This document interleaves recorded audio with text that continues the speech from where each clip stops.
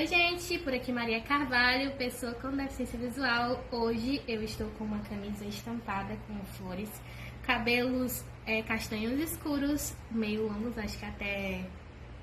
eu acho que não... abaixo dos ombros.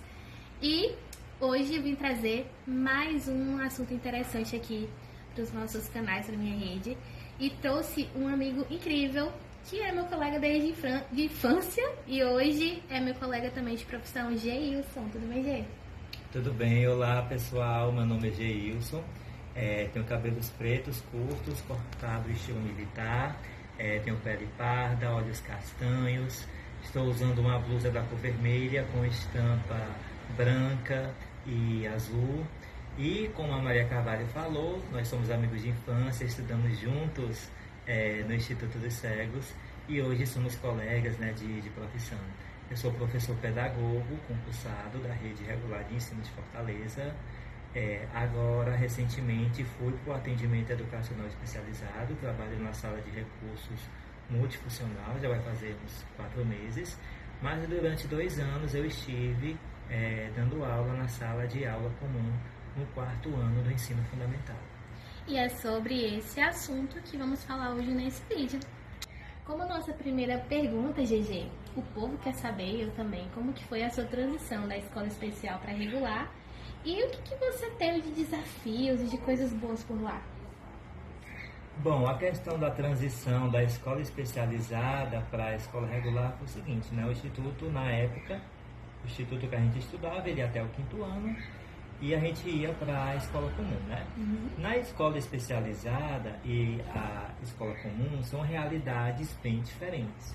Enquanto na escola especializada as turmas elas têm no máximo 8 alunos, na escola comum é de 30, 35, dependendo da sala de aula da escola, chega até a 40, né? Então, foi um diferencial muito grande, porque você... na escola especializada você está convivendo com pessoas que vivem a mesma realidade que você, né? Então você está ali num ambiente que cada um vive a mesma realidade, e você está na escola comum, você está convivendo com pessoas que enxergam, e na maioria das vezes você é o único cego, então você está convivendo com pessoas que têm um sistema de leitura e de escrita diferente do seu. Na escola especializada você estava ali com os professores que sabiam braille e que era tudo natural. Na escola comum a gente estava com professores que não sabiam braille, e aí eu estava com a estranheza dos alunos. Então, por exemplo, se a professora fazia uma pergunta e eu acertava, eles ficavam admirados como se fosse algo impossível de acontecer. Então tudo que eu fazia era visto com espanto. Então eu me sentia um ET na sala de aula, né? Então, mas com o passar do tempo eu fui me acostumando, e o que foi que aconteceu, né? Quando eu saí do Instituto dos Cegos e fui para a escola comum, todos os alunos cegos que saem de lá, na nossa época, tinha professora itinerante, né? Professora itinerante que ia uma vez por semana fazer a transcrição das atividades em braille para que os professores pudessem entender aquilo que estava escrito e orientar os professores e os alunos a como lidar comigo na sala de aula. Foi difícil no começo, mas com o passar do tempo todo mundo foi se acostumando e deu certo. Acho que todos nós acabamos tendo um pouco dessa realidade também, né? Agora eu queria saber, e o público também quer saber, como foi a tua transição da escola para a universidade. Foi mais fácil pelo fato desse contato com a escola regular, ou você acha que ainda teve muitos entraves? Conta aí pra mim como foi essa experiência. Olha, eu diria que como eu já tive a experiência na escola regular, então quando eu cheguei na universidade, eu fiz o que eu costumava fazer na escola regular. O que era que eu fazia na escola regular? Eu ensinava os professores a como me ensinar. Então, quando eu cheguei na universidade, não foi diferente. E quando a gente está ensinando a pessoa, para que ela possa entender o que a gente está ensinando, dependendo da pessoa, a gente precisa estudar, a gente precisa se utilizar de várias estratégias pedagógicas. E eu precisei fazer isso com o professor, né? O professor teve uma vez que ele passou um vídeo para a gente assistir, ele pediu para a gente fazer um resumo de um vídeo, só que o vídeo só tinha um fundo musical. E eu falei para ele que daquele formato não estava acessível para mim. Aí, ok. Passou algumas aulas depois, ele passou o vídeo em inglês e legendado. Aí eu percebi que ele não tinha entendido, então eu precisava utilizar uma estratégia pedagógica para que ele pudesse entender que aquilo não estava acessível para mim. Então, o que eu fiz? Fiz o resumo em braille. Quando eu cheguei na sala, eu falei: tá aqui meu resumo, quero que você leia em voz alta, corrija e dê minha nota. E a partir daí, as aulas dele começaram a ser mais acessíveis. Ele entendeu que não estava acessível para você, assim como não ficou para ele com braille. Exatamente. Né? Então, eu precisei utilizar essa estratégia pedagógica e deu super certo, e nós nos tornamos grandes amigos. Inclusive, ele foi meu orientador de TCC. E o tema do meu TCC que ele me orientou foi o ensino de braille na formação de professores. Nossa, gostei. GG, como foi entrar na escola regular como professor? Eu fiquei sabendo que inclusive foi numa escola que tu estudou, é isso? Foi, eu tive assim o privilégio de voltar para a mesma escola onde um dia eu fui aluno. Voltei como professor e foi um desafio muito grande, porque é o seguinte: os meus estágios foram todos em uma escola especializada no Instituto dos Cegos, tanto da educação infantil quanto nas séries iniciais do ensino fundamental. Então, quando eu passei no concurso público, eu imaginava que eu fosse o Instituto dos Cegos, eu imaginava que eu fosse seguir o mesmo caminho que os professores cegos que deram aula para a gente tiveram, né? Foram para as escolas especializadas. Só que não foi isso que aconteceu. Eu e as outras professoras cegas que fomos aprovados, fomos todos para a escola regular. E aí foi um desafio muito grande, porque eu nunca tinha ouvido falar na minha vida de professor cego dando aula para aluno que enxerga. Nunca passou assim pela minha cabeça, sabe? Eu até cheguei a pensar: nossa, mas a gente precisa ter uma estratégia para que professores com deficiência possam dar aula para outros professores com deficiência, para alunos que enxergam.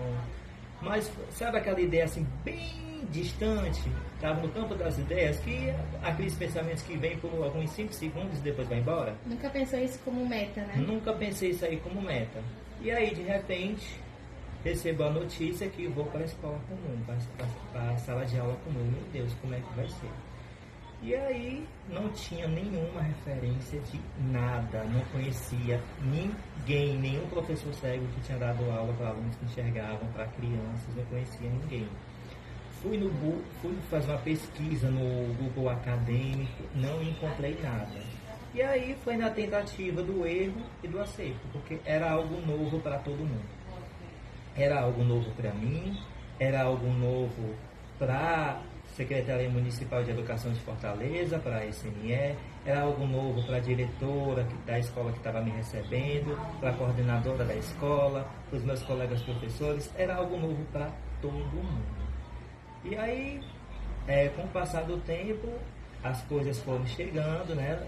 Passei 1 ano e meio para receber os livros impressos em braille, mas recebi. E aí eu fazia o que dava para ser feito. Escrevia umas palavras em braille e falava para os alunos, eles escreviam, né? Eu tinha uma assistente para me auxiliar, então eu falava para ela o que ela tinha que copiar no quadro, ela copiava, e assim foi. Esse foi um grande desafio, né, Gigi? Ser o primeiro professor, na verdade, vocês serem os primeiros professores na rede municipal de ensino em Fortaleza, né? Mas me conta como foi para ti essa transição da escola, da sala regular para a sala de atendimento especializado. Teve um motivo, um porquê de você sair? Foi alguma coisa que deu dentro da sala de aula regular que não estava dando mais para ti, ou foi porque realmente chegou, o ciclo se fechou? O ciclo se fechou e também eu sempre gostei de estar na área da inclusão e eu sempre quis trabalhar com o meu público, né? Com o público de alunos com deficiência visual, né? E na sala de aula o desafio era muito grande porque eu queria dar atenção a todos, eu não conseguia. E na sala de recursos multifuncional, no atendimento educacional especializado, como é um aluno por vez, Então hoje eu consigo dar toda a atenção para aquele aluno que eu não conseguia dar na sala de aula comum. Então, eu atendo um aluno por vez. Se o aluno está com dificuldade na leitura, eu peço para aquele aluno ler para mim. Eu já consigo identificar a dificuldade, se ele tem dificuldade na leitura ou não. Algo que na sala de aula comum era muito difícil, porque quando um aluno ia ler para mim, os outros 29 estavam conversando, estavam falando pela sala, estavam gritando. Então, era um desafio muito grande. E no AE, a gente tem mais flexibilidade, né? A gente atende aluno por vez, então sobra mais tempo para planejar as atividades, algo que na sala de aula comum o desafio é muito grande, porque o professor pedagogo, ele precisa dar conta de português, matemática, história, geografia, ciências, ensina todas as matérias, né? Quase todas, só não matemática e educação física, porque aí matemática é o professor de menor carga horária, e educação física é o professor da área específica, né? Mas o pedagogo, ele precisa, o pedagogo de maior carga horária precisa dar conta de todas essas disciplinas. E não é, não, eu vou de acordo com a dificuldade daquele aluno. Então a gente trabalha mais com jogos, a gente trabalha, a gente vai direto mesmo, nosso foco é na dificuldade que aquele aluno está tendo em sala de aula para se incluir na escola. Então, eu vou diretamente nessa dificuldade que esse aluno tem. Então, eu já consigo ir direto, já tenho assim um foco específico. Então, como é um aluno por vez, é mais tranquilo de se trabalhar. E aí, eu trabalho com outro professor de AE e tenho uma assistente para me auxiliar. Então, a minha prioridade são os alunos com deficiência visual, e atendo também aqueles alunos que têm uma deficiência mais leve, né? Então, eu trabalho a questão da informática, da orientação em mobilidade, da leitura e da escrita braille, algo que já é mais tranquilo para mim. E aproveitando a oportunidade, eu gostaria de destacar que nesse último concurso passaram 3 professores cegos. E atualmente, em toda a rede regular de ensino de Fortaleza, nós temos 24 alunos cegos matriculados. Porque aqui em Fortaleza, nós temos 2 institutos dos cegos. Mas por conta da distância, as famílias têm dificuldade para levar, e a alternativa que tem é colocar na escola perto de casa. E muitos desses alunos estão com professores que não sabem braille.